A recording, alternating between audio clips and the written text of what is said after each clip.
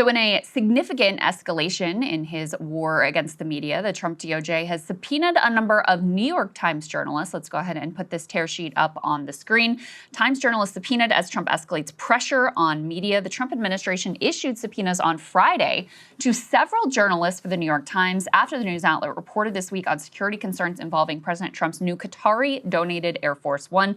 The subpoenas, which seek to force the reporters to testify before a federal grand jury in Manhattan on Wednesday, were an extraordinary escalation in Trump's efforts to threaten and intimidate independent news organizations. In some cases, those subpoenas were delivered by federal agents who showed up at reporters' homes. The Times denounced the administration's actions. Quote, the appearance of federal law enforcement agents on the doorstep of news reporters should shock the conscience of any American who believes in the Constitution and the press freedom that it protects. Our journalists report the facts and advance the American public's right to know how their government is operating, and their taxpayer dollars are being used. This brazen act should be seen as nothing more than an attempt to prevent the public from knowing what is happening in their country by intimidating journalists and from doing their jobs. They go on to say that there weren't a lot of details in terms of what the subpoenas contained, but they were in regard to an alleged violation of federal criminal law. And we do know that this tracks back to this report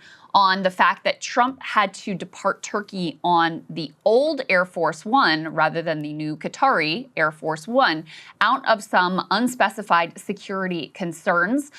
It appears that this may be related to the Israeli claims that Iran was planning some sort of assassination attempt on Trump. I guess the idea being that they were going to try to assassinate him while he was en route, and they had more capability to avoid that or detect that on the old Air Force One versus the new one. But needless to say, the specter of federal agents turning up at journalists' homes, New York Times journalists' homes, for reporting reality about what was going on here is a very, very troubling situation. That's scary. I'm prepared as well. Lockdown mode. Everybody should use it. Highly recommend. But yeah, I mean, what's crazy about this is it's all just about this Air Force One situation, is that Trump is humiliated and embarrassed because he hyped up this Qatar, what was it? The Boeing 737, which was gifted by Qatar.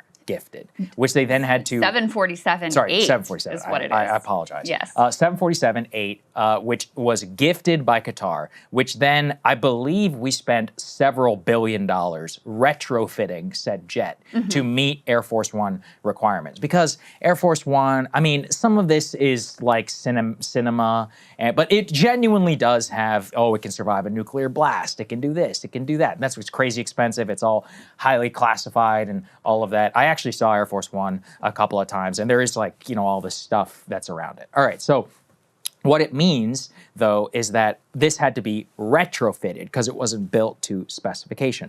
Well, recently, what happened is that this Israeli intelligence was given to the United States. And I guess Secret Service, U.S., you have to take that all very seriously. And so what they did is they looked, because Trump was abroad on the Qatari Air Force One, and he said, or the Secret Service apparently told him, you can't use it. You're not allowed to use this because it doesn't have whatever the anti-missile defense system that you properly need in order to fly on it. So they actually had to bring the old Air Force One over to Europe, and Trump had to use that to fly to his next leg. What you'll notice is, as a frequent reader of Trump's Truth Social, is that he had justified it, basically saying he was going to use it as a museum piece. He's like, well, we're bringing it so that people can see it as part of the museum. He made up some whole cockamamie story. But it turns out that it's all about this. Now, according to more recent reporting from Maggie Haberman and others that was just released after these subpoenas were released, is Trump was humiliated and embarrassed by the revelation that it's about his personal project. Air Force One was not up to snuff as Air Force One. And so he has then ordered Kash Patel, let's put E2 up here on the screen.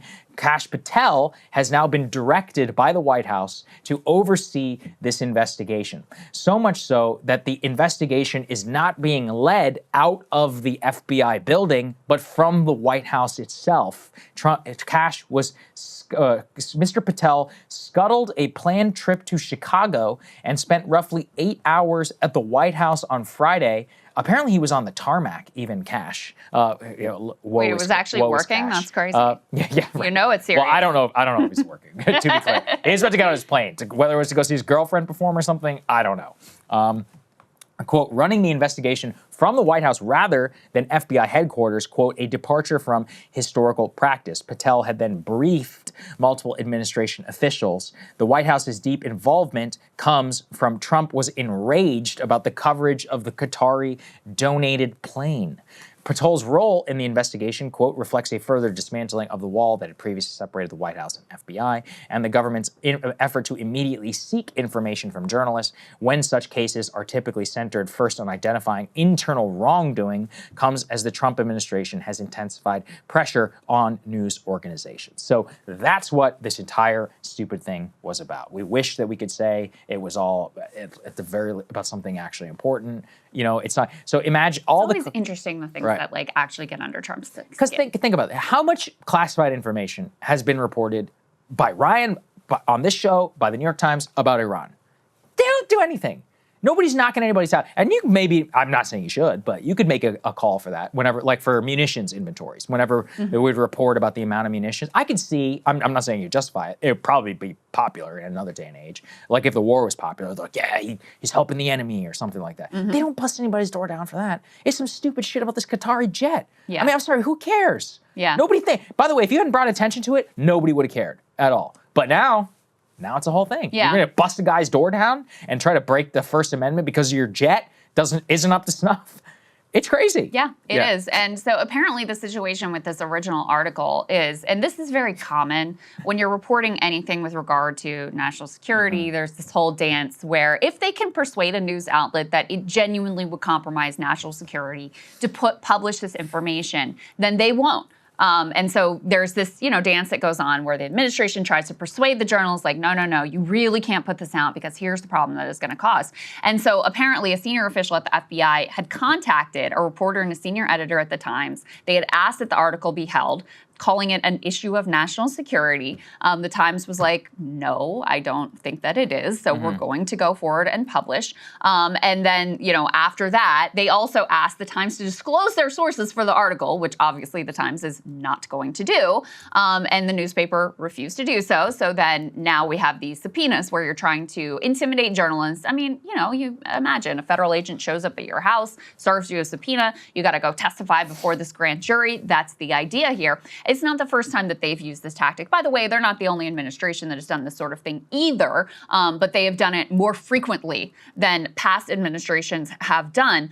Earlier this year, they had tried to compel testimony from journalists at the Washington Post. You remember that one? Same thing. They showed up at her door. They seized, I think, her laptop and some other information from her house. The Wall Street Journal and the Washington Post, the Justice Department then withdrew those subpoenas after both news organizations fought back and sealed filings. So we'll see where this one goes if these journalists actually end up having to testify, but not a good situation and also very revealing about what sorts of things get under Trump's skin. I do want to quickly bring up, and we should probably spend another day some more significant time on this, but they're also targeting Shawn Fain, who's the president of the United Auto Workers. We can put E5 up on the screen. This is Shawn Fain's statement.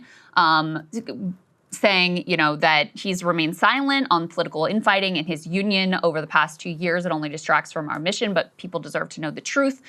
He says that Rich Boyer, who is a political adversary of Shawn Fain's within the union, has fed the Federal Monitor false allegations and is now trying to weaponize these bogus allegations to steal the upcoming UAW election. He knows he can't win a fair fight because he has no real platform to run on. The TLDR here, because the Trump DOJ is also investigating Shawn Fain, put E6 up on the screen. This is some details from local news about the DOJ probing Shawn Fain, assessing legal options. Fain is assessing legal options after the DOJ investigation was launched. The TLDR here, according to Shawn Fain, is that this other guy who is challenging him for UAW president was very unhappy about the fact that the union came forward and took a stance against the genocide in Gaza. And Sean Fain has been the labor leader who has been most outspoken about the genocide in Gaza. In fact, I can't really think of another labor leader who said anything about it. So he's really been quite unique in that regard. You know, there was a process through the board to issue a statement, and so they've been quite clear-cut. They've endorsed anti-genocide candidates like Abdul El-Sayed in Michigan, for example. And so this guy, Rich Boyer, who's running against him, was really pissed off about that. They are also under... Why was he mad? I don't know why. Yeah, apparently he was pro-Israel, and so he was upset that they had taken a stance on the issue.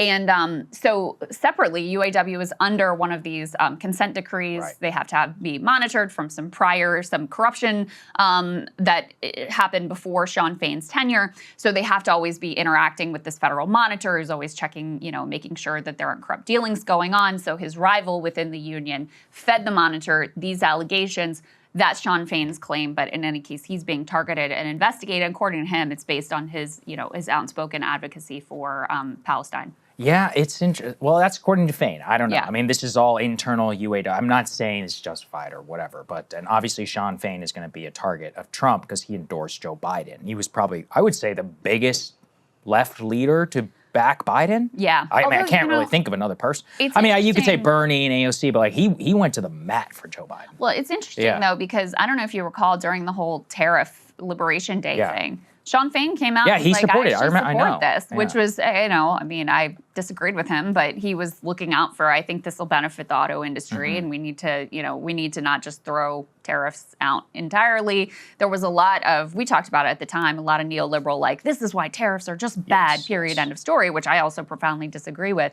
So in some ways, it's not like he's been a hardline Trump derangement syndrome. Anything Trump does is bad, but obviously, this administration has targeted any outspoken, you know, supporters of Palestine, opponents of the genocide in Gaza, and so that appears to be, according again to Sean Fain, that appears to be what's going on. It could be. I seem to think, I feel like there's something bigger at play. It could be that this whoever guy is made a deal with Trump. That makes a lot more sense to me. Is that whoever his internal opponent is made a deal about UAW and was like, look, we can use this as, you know, they to could get go rid the of way him. of the Teamsters. Exactly. Yeah, they could go the Teamsters possible. at the very.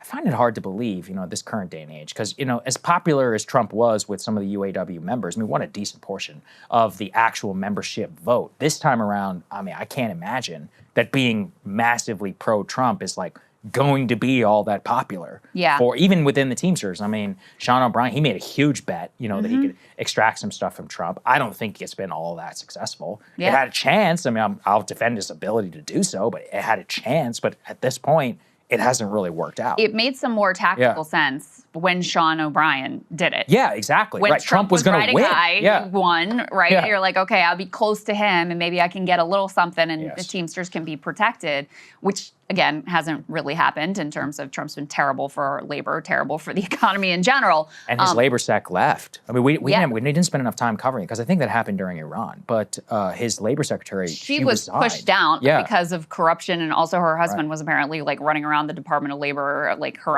sexually harassing women. So anyway, allegedly, they got pushed down. Yeah. But yeah, it has not been a pro-labor administration in any way, which of course was predictable. But yeah, at this point, if you're a labor leader coming in when Trump is dismally unpopular, losing support among every, certainly working class demographic, to then be at this time like, let me cozy up to Trump wouldn't make a lot of sense. Right, but makes sense.